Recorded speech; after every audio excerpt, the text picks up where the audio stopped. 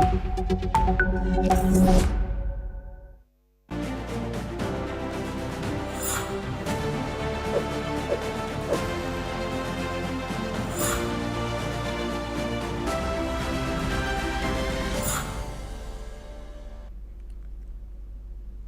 and welcome. I'm Asuma Katauka and you are watching NewsX World.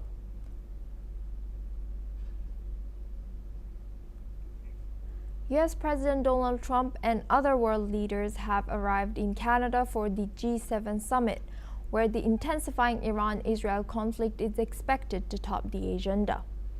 On the sidelines of the summit, Canadian Prime Minister also met with British Prime Minister Keir Starmer, Australian Prime Minister Anthony Albanese, South African President Cyril Ramaphosa, and the German Chancellor Friedrich Merz. With Starmer, Carney is said to have discussed the tensions in West Asia and their support for Ukraine. They also announced further collaboration on trade and technology. They also agreed to strengthen defense cooperation. Ramaphosa and Carney are said to have agreed to enhance economic cooperation between the two states, with Australian Prime Minister Albanese furthering partnerships on critical minerals was discussed. Both leaders vowed to deepen their bilateral relationship. Meanwhile, at a press briefing, European Commission President Ursula von der Leyen urged members to resist protectionist trade moves as the summit got underway.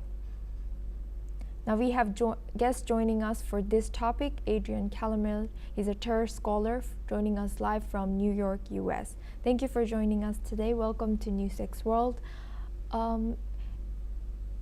What should G7 leaders prioritize going forward?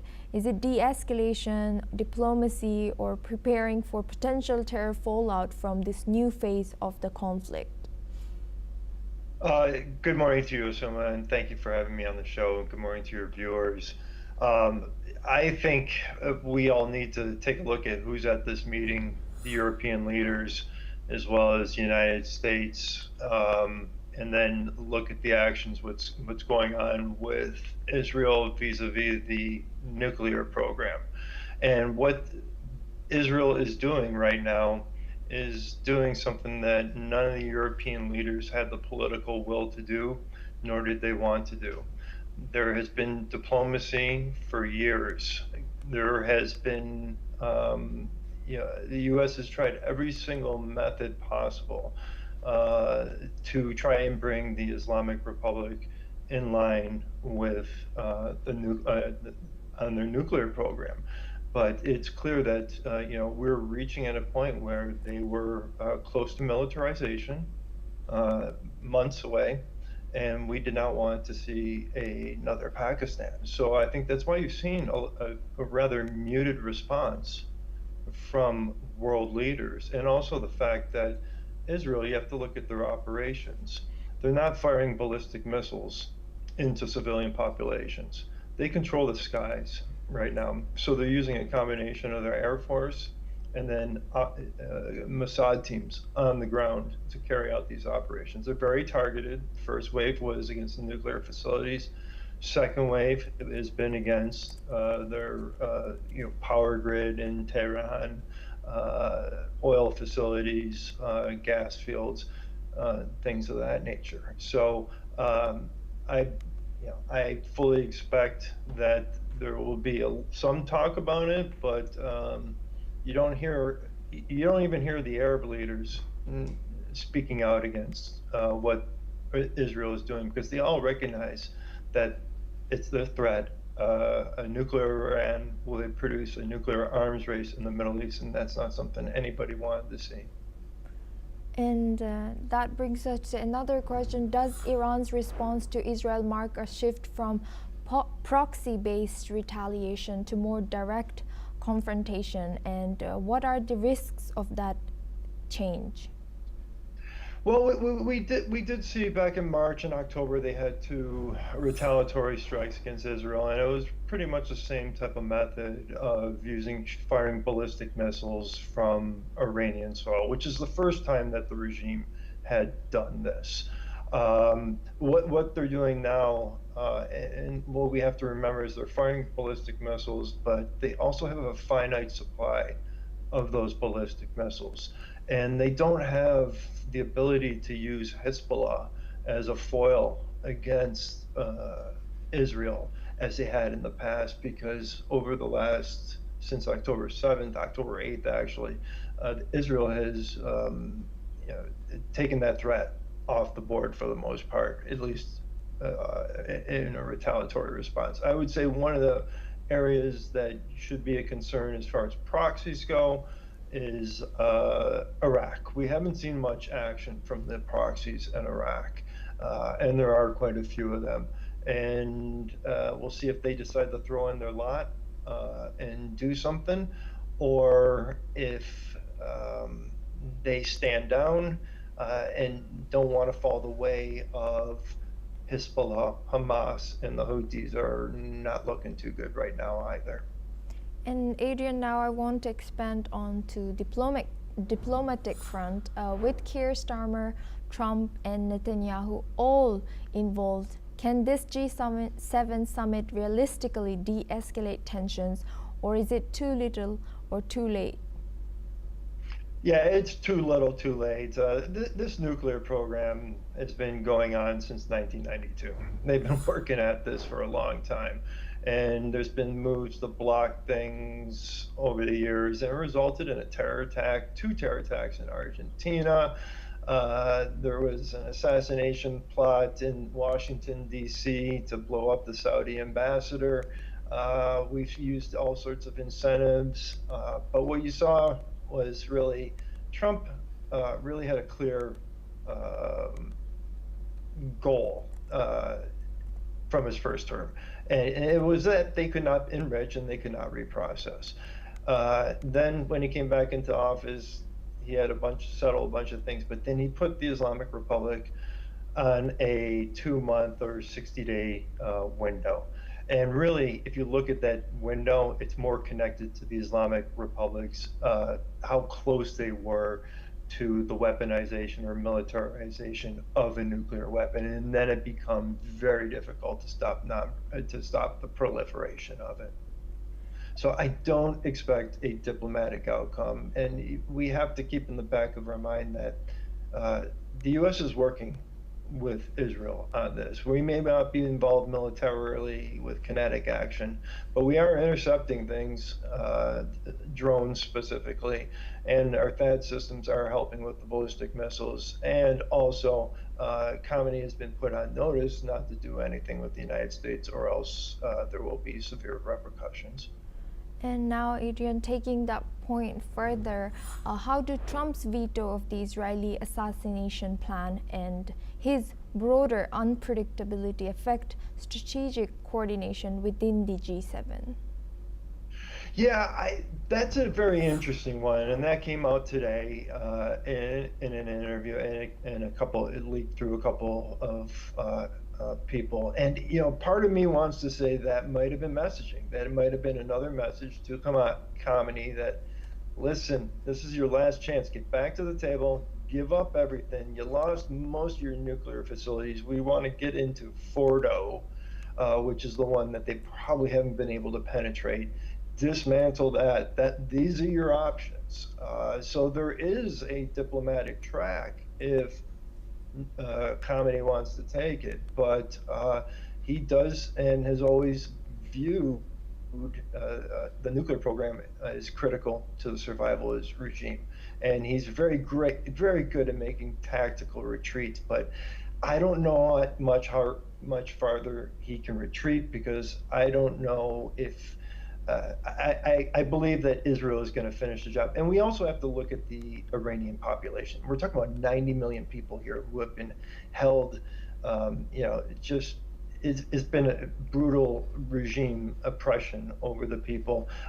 And even with elements in the IRGC, you're going to start seeing defections in the lower level and the middle level, people that just enter into the ranks just to make a living, but don't believe in the absolute brutality that they've unleashed on their population. So I expect to see some defections, and we have to remember that yeah, I would say 95% to 96%, 97% of this population does not want this regime to stay in power. They've just never had the means to really kind of topple it. And now, according to you, are we witnessing the beginning of a new G7 realignment on one where global power balances are being tested more openly? Yeah, I would say so. It's going to be, the ripple effects from this will be interesting, because I really do not believe Russia's going to come to the Islamic Republic's help. And it also, the fact that if the regime does fall and you do have a free and democratic Iran, it's going to be aligned with countries such as India, Israel, United States, and it's also going to hurt China, because that's where China gets a lot of its global oil supply from. It's from the Islamic Republic on the black market in illicit oil sales. And how should democratic leaders frame their role in this crisis amid a G7 dominated by chaos and conflict narratives now? Well, I would say, you know, the sorry fact of it is that a lot of this was the fruits of failed policies under Obama and Biden, especially related to the nuclear program. We saw the Ukraine war start, Ukraine-Russia start on Biden's watch. So, you know, Trump came into office having to clean up a lot of mess. The JCPOA, people don't realize this, but really all it did was just kind of push the date down the road to where we are, where the regime would have a nuclear weapon, even though you know, there were mechanisms in place supposedly to make sure that didn't happen. It did happen. None of those mechanisms were triggered at the UN, such as snapback measurements, and they were just allowed to proceed to the bomb. And they have, even during this 60-day window, there was significant move towards militarizing.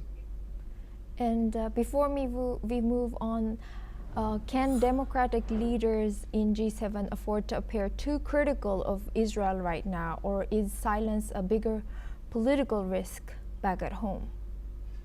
If I was a Democrat, I would basically stay quiet on this one. They've been on the wrong side of foreign policy issues for quite a long time here. The whole lead from behind strategy did not work. Taking a completely defensive posture, or even trying to rebalance the Middle East in favor of the Islamic Republic was a strategic mistake.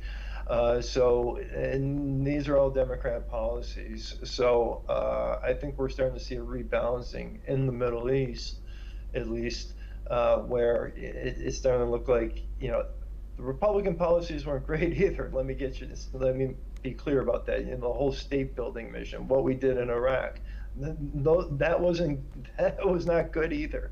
But we're starting to see a more pragmatic approach, and at least I think we're starting to learn some from some of our foreign policy mistakes. At least I hope so. It looks like we are here. Thank you very much. Thank you very much, and Adrian Calamel, for joining us and sharing your expertise with us and our audience. Now we move on to our next story. Loud explosions were heard in Jerusalem early today as Israel warned of a fresh missile salvo from Iran. Sirens rang out across cities, including Haifa, where a residential building was hit. The residents of Haifa take shelter in the city's historic subway. Here's what a resident had to say.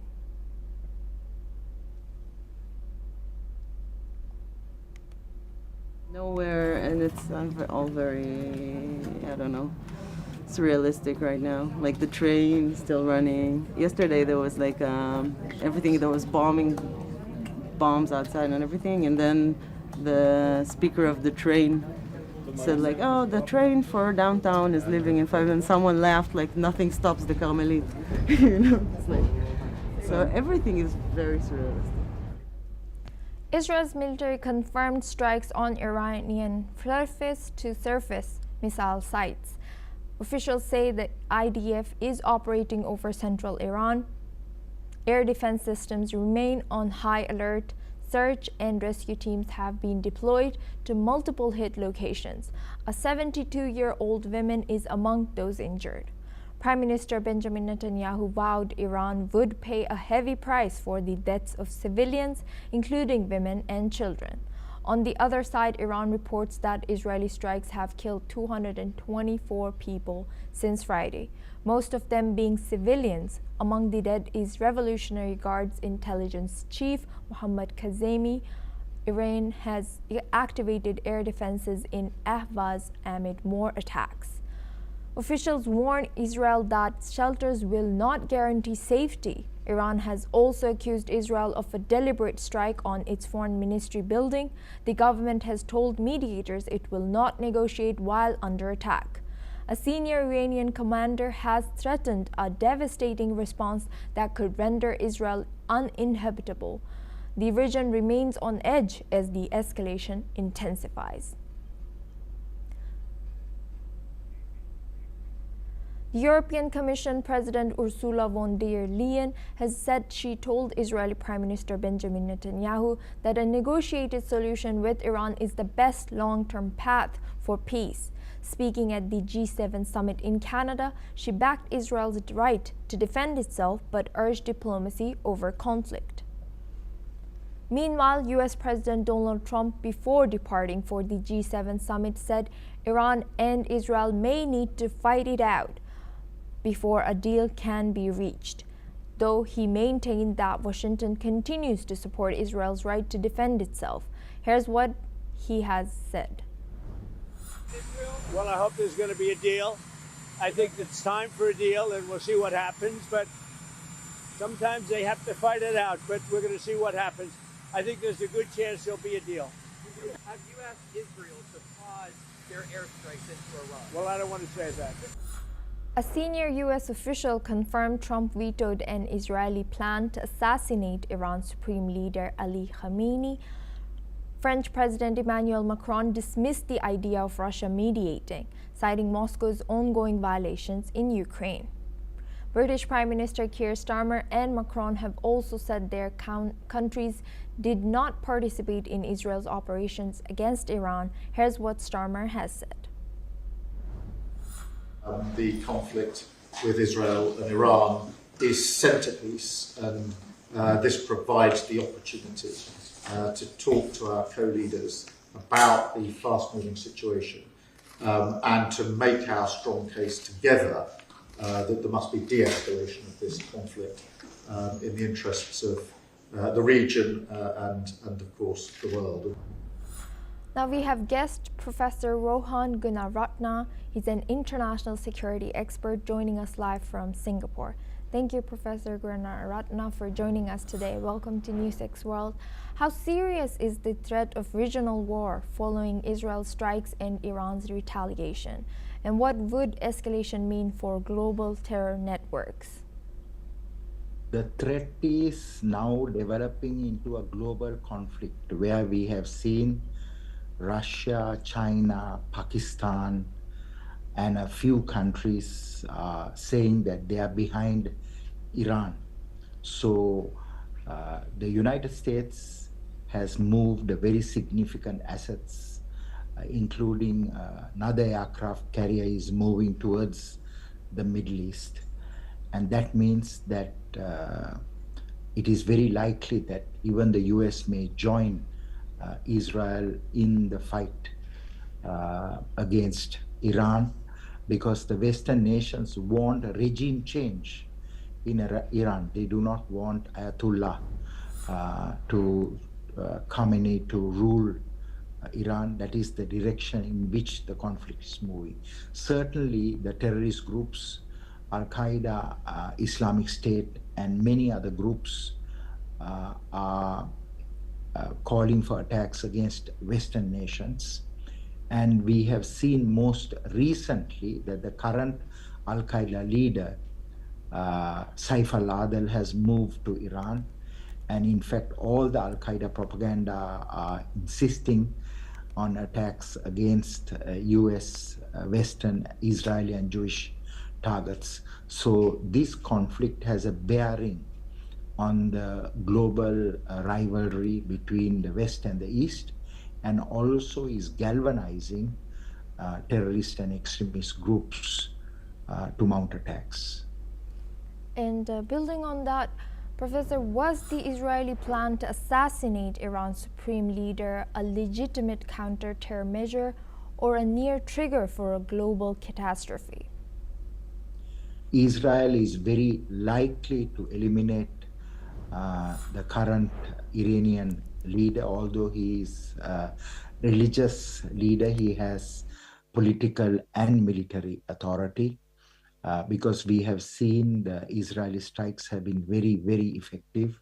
They have eliminated both the regular military and the IRGC leadership, both intelligence and military. And it is very likely that Israel will do what they did to the Lebanese Hezbollah in Lebanon, to the Iranian leadership. Of course, Iran is a very big country, a very powerful country. So this war will last not for several weeks, but for several months. And of course, the Western nations will back Israel in the fight against Iran, because Iran has been a steadfast sponsor of terrorism and extremism globally. Iran also planned to assassinate the US President Donald Trump. A man called Farhad Shakiri was missioned to conduct that attack. So in that light, the Western nations will support Israel in its fight against the regime in Iran, but will urge the Iranian people to revolt against the current regime in Tehran. And now, staying on this topic, could this be part of a broader Israeli attempt to shift global focus from Gaza to Iran?